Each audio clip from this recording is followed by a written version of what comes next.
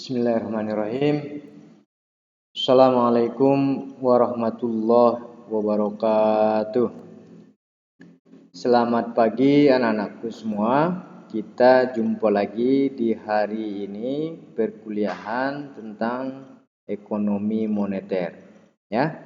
Jadi sebelumnya perlu saya sampaikan pada anak-anakku semua, para mahasiswa, setelah minggu kemarin pertemuan pertama, kita mulai lagi pertemuan kedua pada hari ini. Jadi anak-anakku semua mudah-mudahan sehat dan terhindar dari virus COVID-19. Ya. Jadi silahkan anak-anakku semua buka slide kita tentang, dan videonya diaktifkan ya. Kita ini kuliah daring ya. Kuliah daring pada masa pandemi COVID-19. Jadi anak-anakku semua, pada pertemuan hari ini tujuan kita mempelajari mata kuliah ekonomi moneter ini adalah agar mahasiswa mampu memahami konsep-konsep ekonomi moneter secara umum dan ruang lingkupnya. Ya, ruang lingkupnya. Selanjutnya tujuannya mempelajari ekonomi moneter adalah memberikan pemahaman mendalam tentang mekanisme penciptaan uang, ya, pasar uang, tingkat bunga, sistem dan kebijakan moneter, serta pembayaran internasional. Selanjutnya memberikan kemampuan menganalisis berbagai fenomena moneter, ya, fenomena moneter dalam kaitannya dengan efek kebijakan moneter terhadap kegiatan ekonomi. Oke, kita mulai saja perkuliahan hari ini. Tentang materi kita pada hari ini adalah uang, ya. Jadi uang atau money, lebih kenal uang. Jadi uang sebagai sesuatu benda yang dapat diterima secara umum, ya. Uang adalah sesuatu benda yang dapat diterima secara umum. Kemudian perkembangan uang, ya. Sistem perekonomian barter, sistem perekonomian pasca barter, sistem perekonomian uang. Ya, sistem perekonomian barter, ya, tukar menukar, ya, barang yang satu dengan barang yang lain, atau komoditas yang satu dengan komoditas yang lain, ya, yang dibutuhkan, ya, yang dibutuhkan. Jadi tukar menukar secara langsung komoditas antara komoditas yang satu dengan komoditas yang lain dan yang dibutuhkan. Kemudian syarat barter, dua keinginan yang saling bertemu. Ya, dua keinginan yang saling bertemu atau double coincidence of one.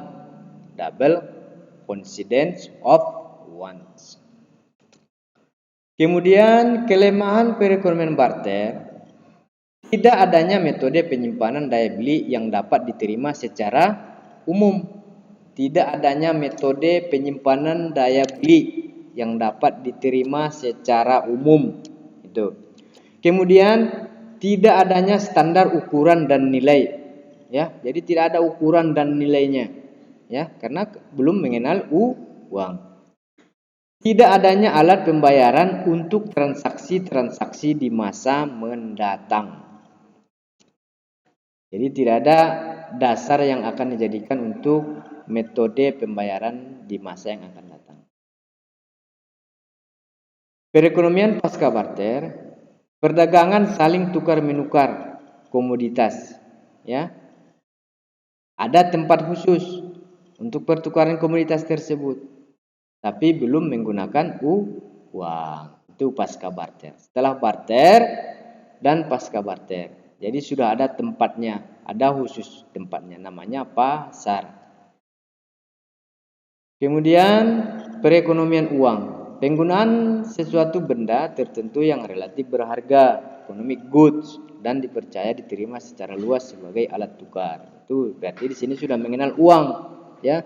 Sudah ada pasar uang dan pasar modal. Kemudian ada perkembangan uang. Uang komoditas, money commodities. Komoditas sebagai uang, logam mulia, emas dan perak. Emas dan perak serta perunggu. Itu ya, uang komoditas. Jadi uang komoditas ini cuma ada 3, emas, perak dan perunggu. Representatif uang komoditas. Berarti money commodities representatif. Penggunaan uang kertas sebagai alat tukar dengan penjaminan logam mulia. Kemudian ada uang fiat, token money, token money, ya, token money. Tuh, ada uang kartal dan uang giral, uang kertas dan uang logam. Kemudian syarat-syarat uang, ya, syarat-syarat uang. Nilainya tidak berubah, ya, nilainya tidak berubah. Walaupun dia basah, ya, dikucek-kucek, tetap nilainya tidak berubah. Kemudian mudah dibawa-bawa, ya, mudah dibawa kemana-mana, ya, tidak susah. Taruh di kantong, taruh di dompet dan lain sebagainya. Jadi tidak menyusahkan uang ini. Cuman kita yang dibuatnya susah. Kita yang dibuatnya susah. Itu sebagian orang berpendapat uang dapat menyusahkan orang. Kemudian mudah disimpan tanpa mengurangi nilainya. Itu ya, mudah disimpan tanpa mengurangi nilainya. Walaupun disimpan di tas, di dompet, di bawah bantal, di bawah kasur, di lemari, tetap nilainya tidak berkurang. Kemudian tahan lama. Ya, perlu kita ketahui uang ini tahan lama. Bahannya itu berarti berkualitas. Kemudian jumlahnya terbatas, ada nilai tukarnya. Tukaran 10.000, tukaran 50.000, tukaran 20.000. Jadi nilainya terbatas. Ya, itu maksudnya. Kemudian bendanya mempunyai mutu yang sama. Ya, mutu yang sama. Antara tukaran yang satu dengan tukaran yang lainnya tetap mutunya sama. Kemudian fungsi uang. Ya, fungsi uang. Apa sih sebenarnya fungsi uang? Ya, fungsi uang. Yang pertama, uang sebagai perantara tukar menukar. Ya, jadi uang itu hanya sebagai perantara tukar menukar barang yang satu dengan barang yang lain. Itu fungsi uang. Fungsinya uang itu sebagai perantara tukar menukar. Kemudian uang sebagai satuan nilai, satuan nilai. Jadi uang itu hanya fungsinya sebagai satuan nilai untuk menentukan nilai. Kemudian uang sebagai alat pembayaran tertunda. Ya, itu alat pembayaran tertunda. Uang sebagai alat pembayaran tertunda. Jelaskan? Nah, ya. Uang sebagai alat penyimpan nilai, penyimpan nilai, penyimpan nilai. Kemudian ada klasifikasi uang. Ya, klasifikasi uang. Uang berdasarkan bahan. Ada uang logam, ada uang kertas.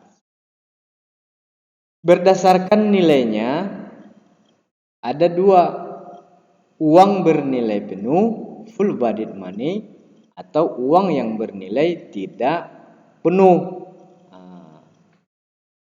Kemudian berdasarkan lembaga pembuatnya. Berdasarkan lembaga pembuatnya.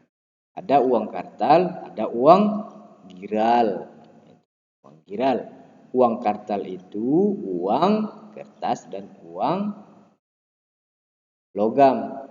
Uang giral itu dapat berbentuk saham, giro, dan lain sebagainya. Jadi itu dia klasifikasi uang. Jadi jelas semuanya ya. Kuliah kita hari ini ya tentang mengenai uang.